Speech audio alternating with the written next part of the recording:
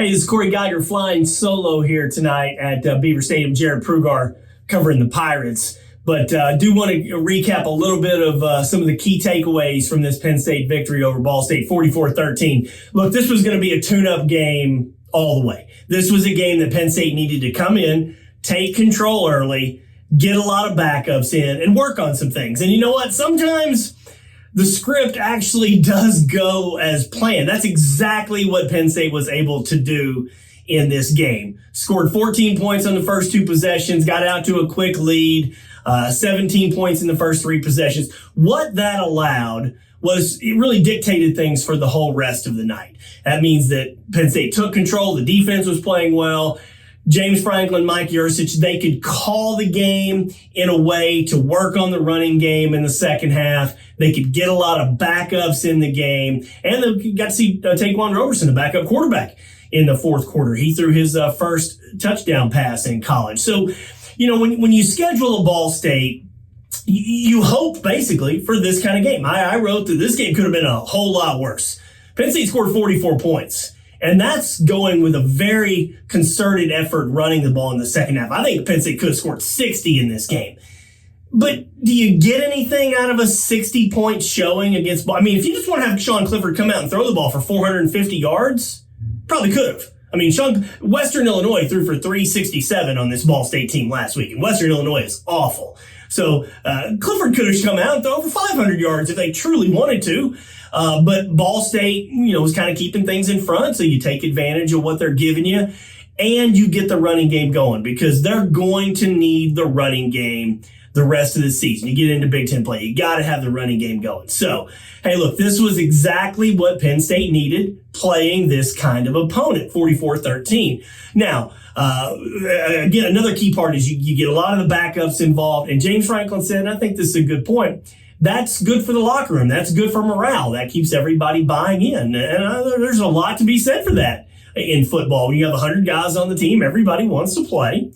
So next week, we got Auburn in the whiteout game. College Game Day will be here from ESPN, which I kind of thought might happen. But look, this Penn State team is 2-0. Worked on some things, answered a few questions today. 240 yards rushing, 48 rushing attempts, which was a good thing.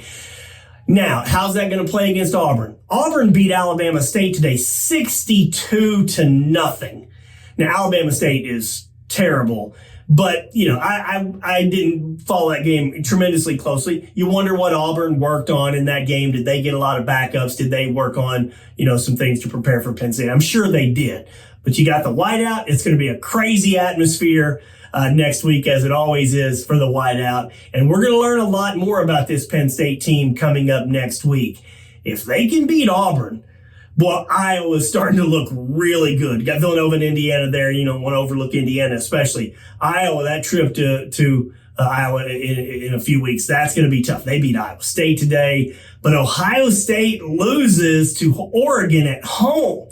Ohio State had 460 some odd yards passing, 620 yards of offense, and only 28 points. That is, you know, with those kind of numbers, you'd think Ohio State's putting up 50.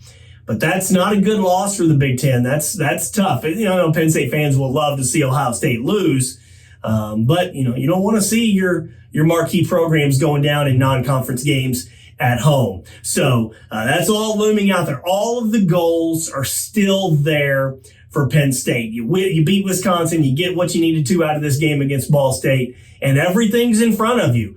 I really am looking forward to that Iowa game. I think I'm going to go. Haven't quite worked out the details yet, but I've been to Kinnick many times.